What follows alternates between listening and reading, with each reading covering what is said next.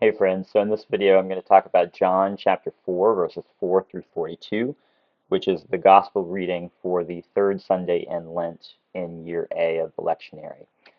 This obviously is a very long story, and so I could not fit the whole text on the page, so I just have put over here some of the verses that I want to highlight as I walk through the story, but I am going to kind of just read through the whole story and point out certain things as we go. And I want to start with that very first verse, chapter of verse 4. Jesus had to go through Samaria. So we learned in the verses previous to this that Jesus is in Judea and that he's headed to Galilee. And so I've got a little map here so that you can see that, yeah, just geographically, if you want to go from Judea in the south to Galilee in the north, you're gonna you're probably going to go through Samaria. Now, most commentators on this passage will point out that even though that's the shortest path, that actually many Jews would go around Samaria to get to Galilee in order to avoid going through the territory of the Samaritans because of the animosity between them, which this story references later on. I'll talk more about in just a minute. Um, so many commentators will see this statement that starts out this story not as a sort of geographic necessity, but as a theological one or a vocational one, a missional one.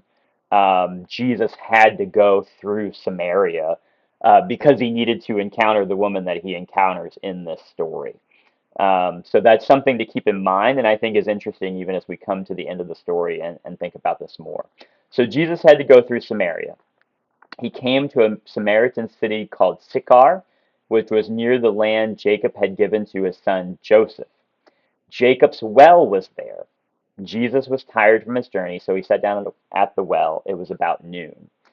You can see right here that I put a picture of a well and I put a little heart there because if you know your Old Testament, if you know your biblical stories very well, you know that often when someone shows up at a well in the biblical story, it's the beginning of a kind of love story, right?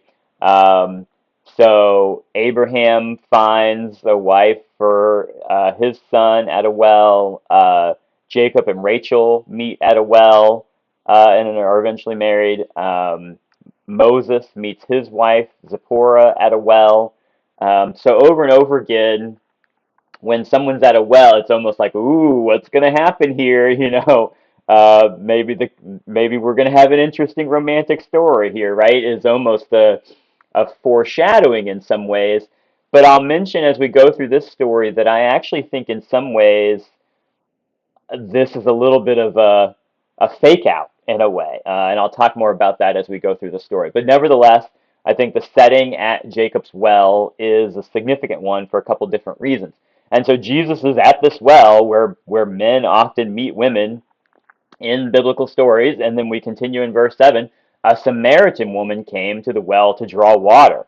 So I think there's a sense in which the audience might be going, ooh, we expected Jesus to meet a woman.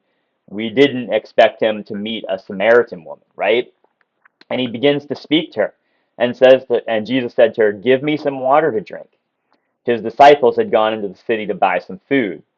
The Samaritan woman asked, "Why do you, a Jewish man, ask for something to drink from me, a Samaritan woman?" And then, like my translation I'm reading from the CEB has in parentheses, Jews and Samaritans didn't associate with each other.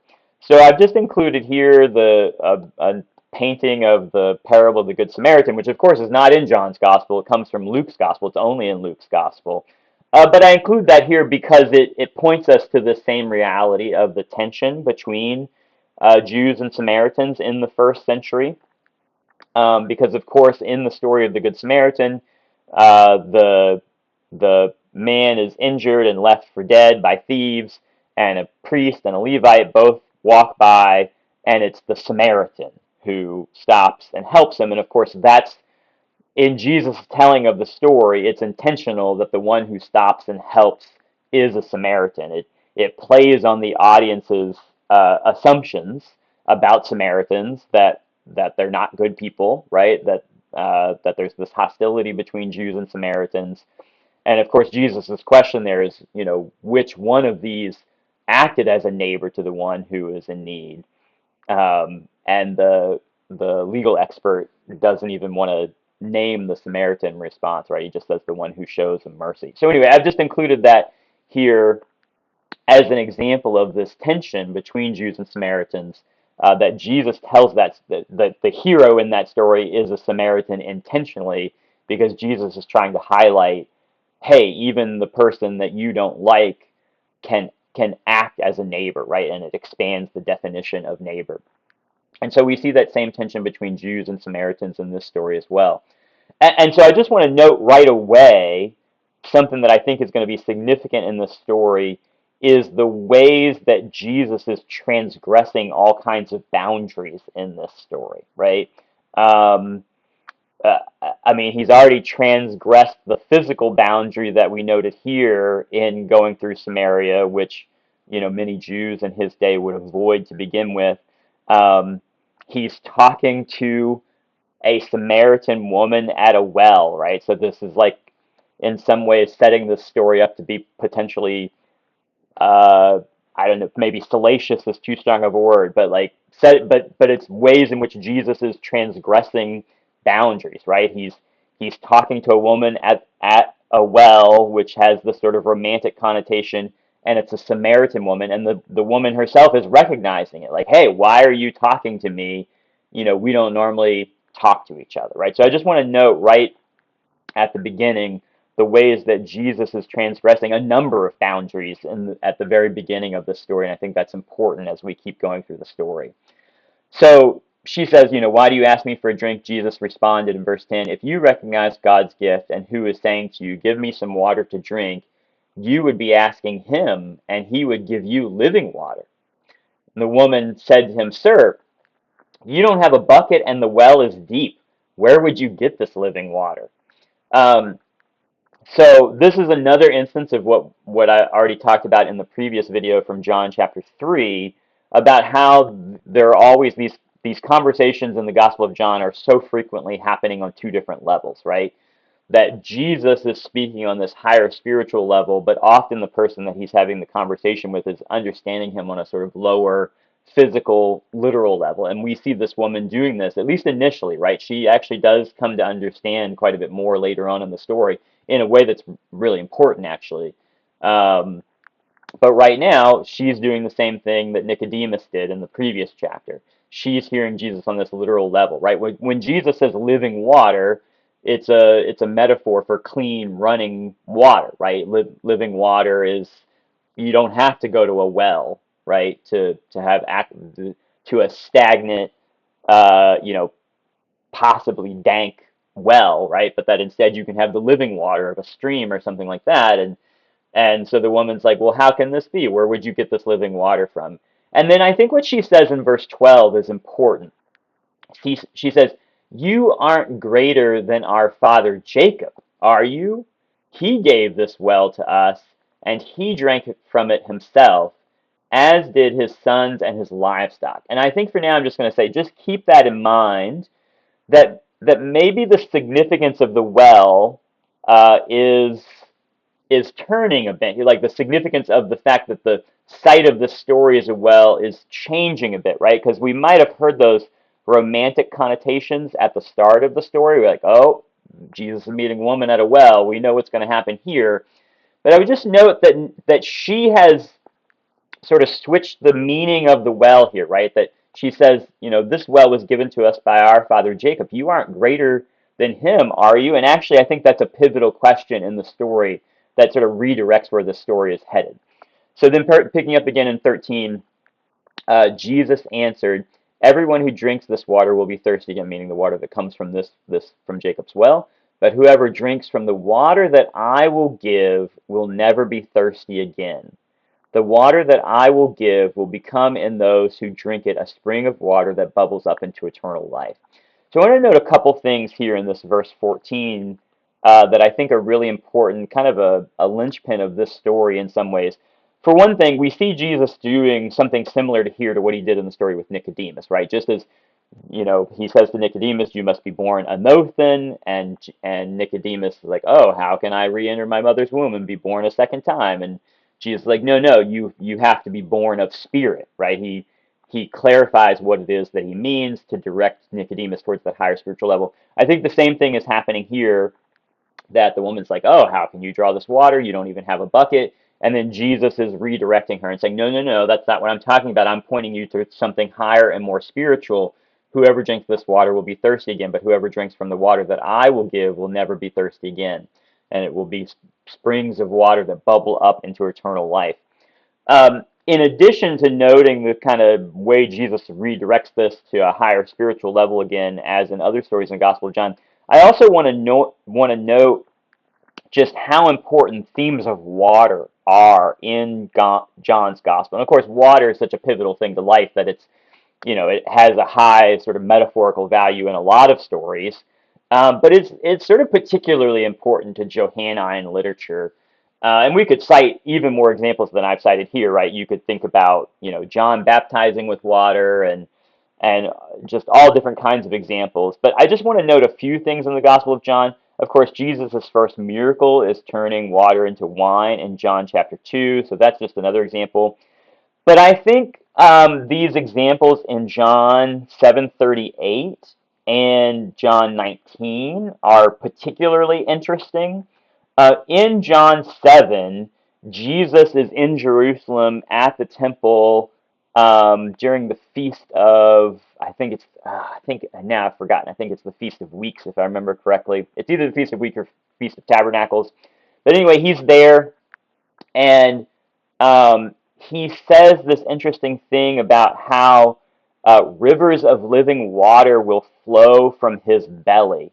And depending on the translation you have there, I've tried to translate this pretty closely to how it's written in Greek, so that who the his is actually ambiguous. I think it really depends on how you punctuate the sentence. In Greek, is the his the one who believes in Jesus, or is the his Jesus himself? Many translations will translate this to make it sound as though it is the one who believes in Jesus, which may very well be and would not be dissimilar to what he's saying here in verse 14 of this story, right? That whoever drinks this water it'll bubble up to springs of eternal life. But I think there's a good case to be made for that it's actually a foreshadowing to what then happens in John 19, right? Because in John 19, and I put a sort of artistic representation of this here, in John 19, when Jesus is crucified and the soldier stabs him in the side with a spear, it says water and blood, which you can see pictured right here, flowed from his side. And I think that maybe we could understand this verse in John chapter 7 of rivers of water will flow from his belly is actually referring to Jesus and what happens at his crucifixion.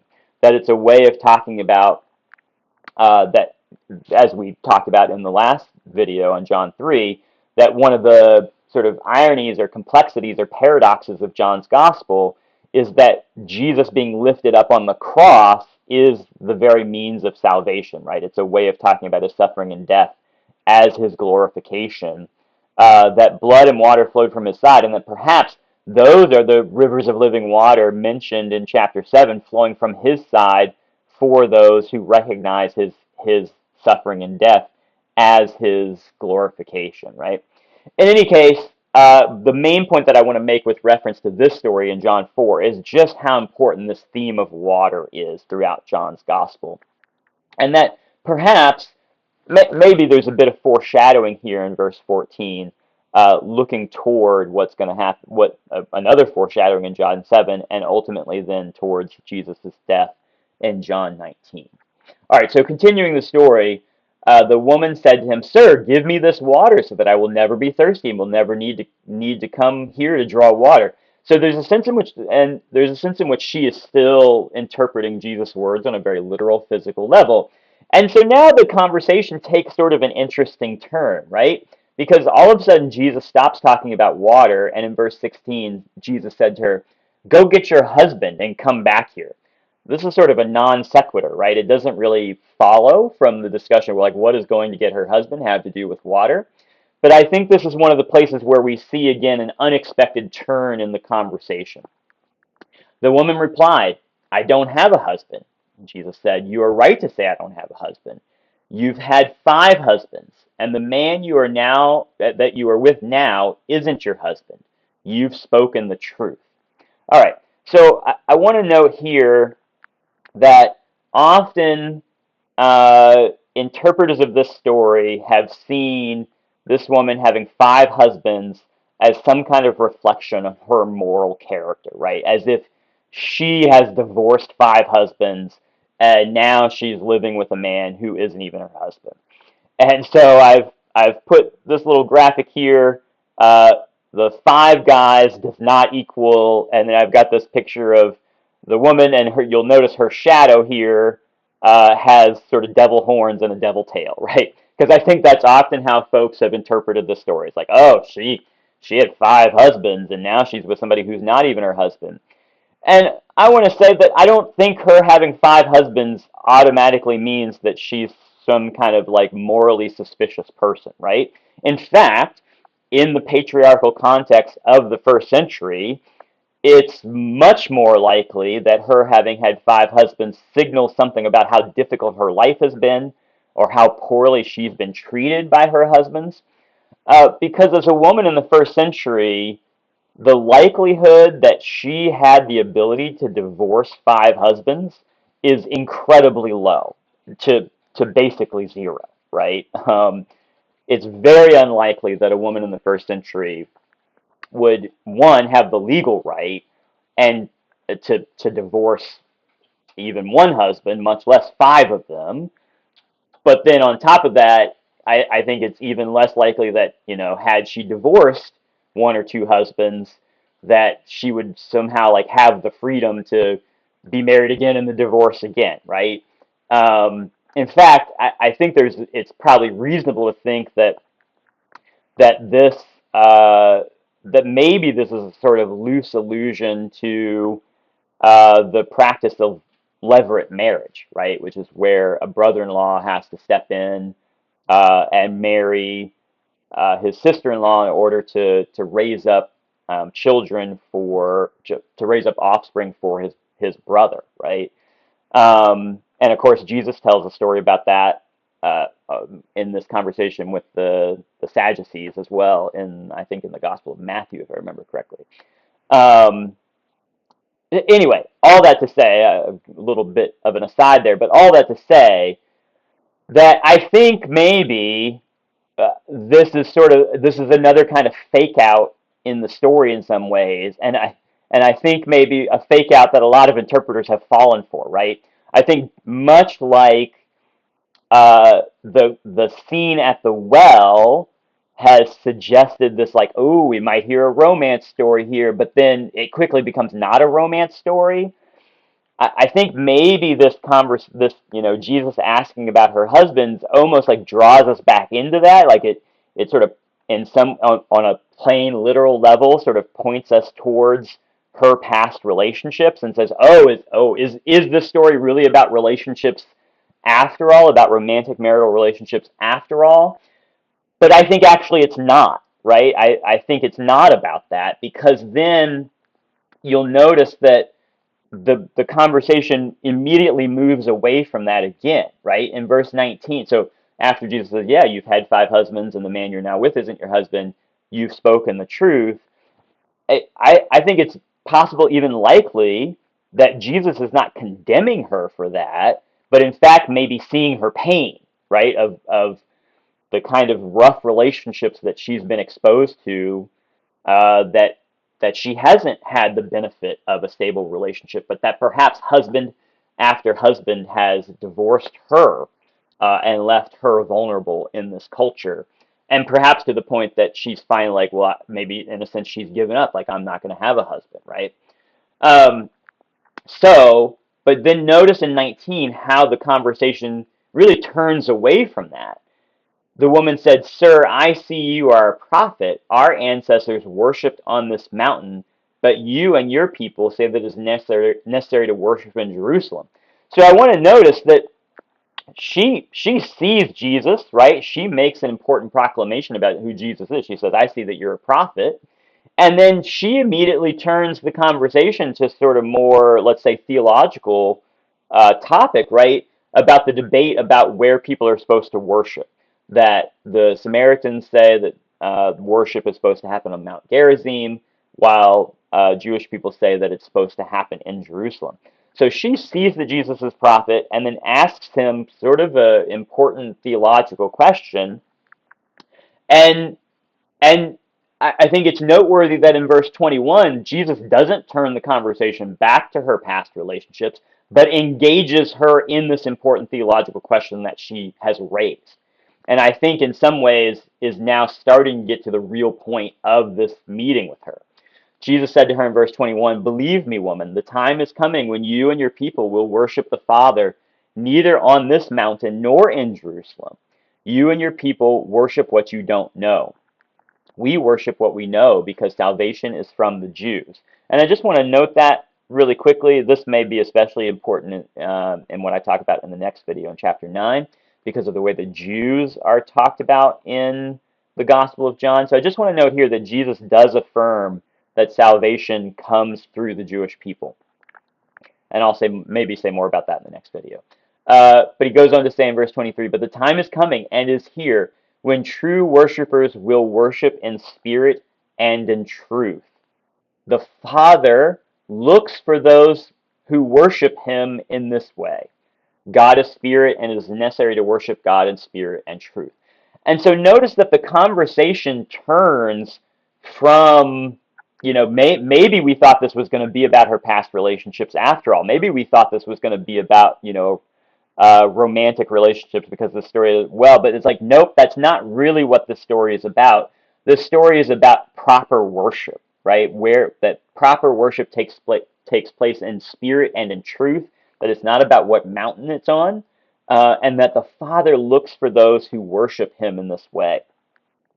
And so I think that's really significant here that Jesus the woman actually turns the conversation to this more theological topic, and Jesus goes with her in that conversation, right? And in fact, it continues in verse 25. The woman said, "I know that the Messiah is coming, the one who is called Christ. When he comes, he will teach us, he will teach everything to us." Jesus said to her, "I am," ego eimi in Greek, probably echoing, well, you have several "I am" statements in the Gospel of John, and almost certainly meant to echo uh, Yahweh, God's statement in the burning bush to Moses when he says, "I am who I am," or "I will be who I will be." Jesus said to her, "I am the one who speaks with you." Uh, so Jesus makes this proclamation to her about who he is.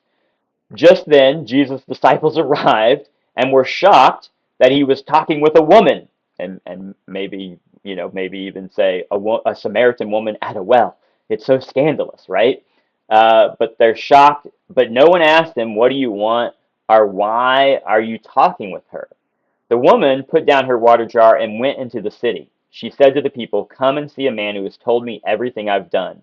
Could this man be the Christ?" They left the city and were on their way to see Jesus. And so, uh, really far from this story being one about her past romantic relationships, it really becomes one about her seeing Jesus for who he is, asking him important questions, and then she goes and shares about Jesus and asks the other people to come and see. Contrast that, the come and see is important, right? Because sight is also an important sort of metaphor. Those who see and those who don't see is another important metaphor throughout the Gospel of John, which we're going to see even more in our Gospel reading for next week in John chapter 9. She invites them to come and see, and so she sees Jesus. She sees that Jesus is a prophet, is maybe even open to him being the Messiah, and so much so that she's willing to go and tell other people about it. The disciples, on the other hand, are the ones who don't see, right? In the meantime, the disciples spoke to Jesus, saying, "Rabbi, eat." Jesus said to them, "I have food to eat that you don't know about." So again, here we go again with the conversation on the two different levels, right? The disciples are thinking on a very literal level. The disciples ask each other, "Has someone brought him food?" And so again, here we have the redirection. Jesus said to them, "I am fed by doing the will of the one who sent me and by completing his work. Don't you have a saying, 4 more months and then it's time for harvest? Look, I tell you, Open your eyes and notice that the fields are already ripe for the harvest. And I actually think this is a pretty pivotal verse, this verse 35. Open your eyes. Open your eyes, right? Again, that metaphor of sight that's so important in John's gospel. Open your eyes and notice that the fields are already ripe for the harvest. Those who harvest are receiving their pay and gathering fruit for eternal life, so that those who sow and those who harvest can celebrate together. This is a true saying that one sows and another harvests. I have sent you to harvest what you didn't work for. Others worked hard, and you will share in their hard work. And you know what? Speaking of the harvest, verse 39 says, many Samaritans in that city believed in Jesus because of the woman's word when she testified, he told me everything I've ever done. So when the Samaritans came to Jesus, they asked him to stay with them, and he stayed there 2 days. Many more believed because of his word. And they said to the woman, we no longer believe because of what you said, for we have heard for ourselves and know that this one is truly the Savior of the world. And so I think this contrast between the disciples and really the effect of this woman's testimony about Jesus, this contrast is really important here at this story, at the end of the story, because I think what are the disciples' eyes focused on? Well, it tells us when they come back, and it says that they were shocked that he was talking with a woman, right? I think there's a sense in which uh, the disciples' eyes are focused on the boundaries, right? Jesus is talking to a Samaritan woman at a well, talking to her about her past relationships, or asking her about her previous husbands, right? And the disciples are sort of focused on all the boundaries that Jesus is transgressing. And I think Jesus is saying to them, no, you need to open your eyes to the bigger thing that's going on here, right? That in fact, yes, Jesus' mission transgresses boundaries, but it does so to provide springs of living water to those who otherwise wouldn't have them. So I think it's fitting in some ways that this story begins with a transgressing of a geographical boundary. Jesus had to go through Samaria because I think in the end, this story is about the many boundaries that Jesus is transgressing in order to bring living water to those who need it. But it is the disciples who need to open their eyes, right? Um, the disciples need to open their eyes to the harvest that is in front of them. So I think this is just such a fascinating story in so many ways, and it takes us on so many twists and turns. And I think in some ways there are parts of it that actually are meant as kind of a narrative juke, right? It's kind of meant to make you think, oh, we're going one direction, right? We're at a well. It's going to be a romantic story. Oh, Jesus is asking about her husbands, but actually, that is actually to hear the story on a kind of literal level that is not actually what Jesus is really communicating, not really what John's communicating, right? But those whose eyes are open will see that what this story is really about is not about the ethical boundaries that this woman might have transgressed, which she probably didn't even do, but we're sort of maybe sent to look in that direction in some ways, to think that maybe the story is going in that direction. Uh, but to actually see that it's Jesus who is transgressing all kinds of boundaries, that it's Jesus who is the one who's sort of scandalous in this story with the boundaries that he's transgressing. But he wants uh, the disciples, he wants our eyes to be open to the fact that, yes, he's transgressing those boundaries because the people on the other side of those boundaries need springs of living water. And we need to have our eyes opened to the fields that are ripe with harvest, if only those springs of living water can make it into those fields, so to speak, right? To sort of mix these metaphors. And so I think this is just a really intricate, challenging story for us to think about the message of Jesus in this third Sunday of Lent, and the ways that the gospel invites us to transgress boundaries in our own world, to get out of the boxes and categories that we tend to put people in order to bring the springs of living water that flow from Jesus' side at his crucifixion to those who need them most.